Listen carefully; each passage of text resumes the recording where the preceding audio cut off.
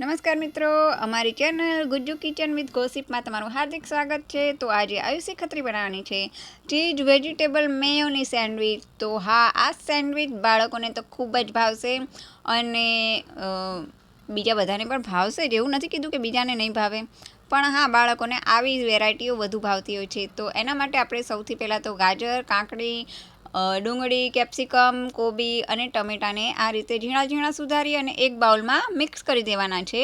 હવે આપણે આમાં એડ કરીશું થોડાક ચીલી ફ્લેક્સ। જો તમારે વધારે તીખાશ જોઈએ તો તમે વધારે એડ કરી શકો છો।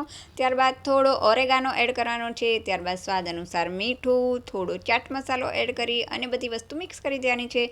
હવે થોડો શેઝવાનની ચટણી હોય છે, થોડીક એ એડ કરવાની છે અને થોડુંક મેયોનીઝ એડ કરવાનું છે આ રીતે। હવે આપણે થોડો ટમાટો કેચઅપ એડ કરવાનો છે। હવે આ બધી વસ્તુને ફરીથી મિક્સ કરી દેવાની છે, ચમચીથી બરોબર હલાવી લેવાનું છે એને। અને હવે આપણે એની ઉપર ચીઝ છીણીને નાખીશું। તો આયુષી ચીઝ છીણીને નાખે છે ત્યાં સુધી જો તમે અમારી ચેનલમાં નવા હો તો અમારી ચેનલને સબસ્ક્રાઈબ કરવાનું ભૂલતા નહીં, અને જૂના હો તો લાઈક અને કોમેન્ટ અવશ્ય કરજો।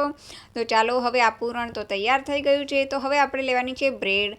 તો બહાર તૈયાર પણ મળે છે, જેની કિનારી કાપેલી હોય છે એવા બ્રેડ પણ તૈયાર મળે છે, અને જો એવા ના લાવવા હોય તો તમે ઘરે લાવીને પણ કટિંગ કરી શકો છો। ત્યારબાદ બંને બ્રેડ ઉપર બટર લગાડવાનું છે। ત્યારબાદ આ પૂરણ એની ઉપર આ રીતે પાથરી દેવાનું છે, જો તમે વિડીયોમાં જોઈ શકો છો તે રીતે। તો આ પૂરણ પાથર્યા પછી એની ઉપર ફરીથી બીજી બ્રેડ મૂકી દેવાની છે। ત્યારબાદ આરી જેવી જે છરી હોય છે એનાથી આપણે આને કટિંગ કરી લેવાનું છે। તો આ એક સેન્ડવિચ તો આપણી તૈયાર થઈ ગઈ છે। તમે ઈચ્છો તો આ રીતે સેન્ડવિચ બનાવી શકો છો। હજુ આપણે બીજી બે સ્ટાઇલમાં શીખવાની છે, તો વિડીયો છેલ્લે સુધી ચોક્કસ જોજો, જરાક પણ મિસ ના કરતા। તો ચાલો, હવે આને કટિંગ કર્યા પછી એની ઉપરથી તમે થોડોક ચાટ મસાલો ભભરાવી શકો છો। ત્યારબાદ આપણે એને ડીશમાં સર્વ કરવા માટે કાઢી લઈએ અને એને આપણે સાઈડ પર મૂકી દઈએ। તો ચાલો, આપણે ફટાફટ કાઢી લઈએ એને આ રીતે। હવે એને હમણાં સાઈડમાં રાખીએ છીએ, પછી છેલ્લે તમને ફરીથી એને બતાવીશું કે એની ઉપર હજુ શું ડેકોરેશન કરવાનું છે।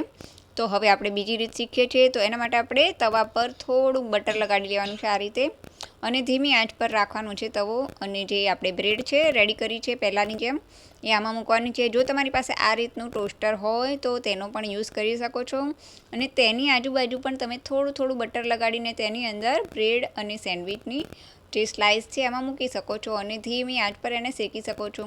તો આ બંને રીત પણ તમને ખૂબ જ ઉપયોગી છે। પૂરણ તો એનું એ જ છે, પણ એની રીતો અલગ અલગ છે, જેને જે ગમતી હોય એ રીતે તમે ઘરે બનાવી શકો છો। 3 in 1। તો આની ઉપર પર તમારે આ રીતે થોડુંક બટર લગાડી લેવાનું છે।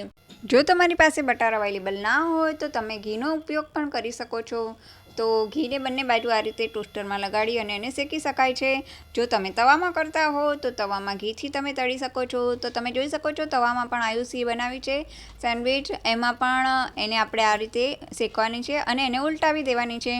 તો થઈ ગઈ આપણી 3 in 1 સેન્ડવિચ। તો મસાલો તો એનો એ જ છે, તમે 3 અલગ અલગ રીતે કરી શકો છો। જે રીત તમને ગમે એ રીતે તમે સેન્ડવિચ બનાવી શકો છો।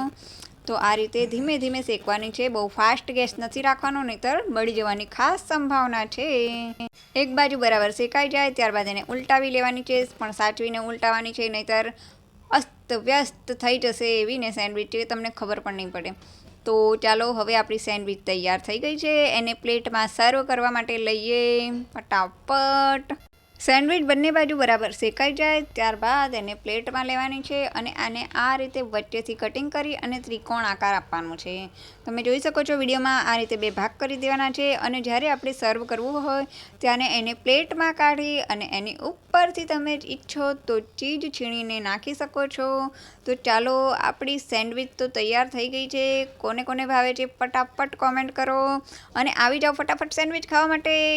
ચાલો, હવે આપણે ફરી મળશું નવી વાનગી સાથે, નવા વિડીયો સાથે। ત્યાં સુધી બાય બાય।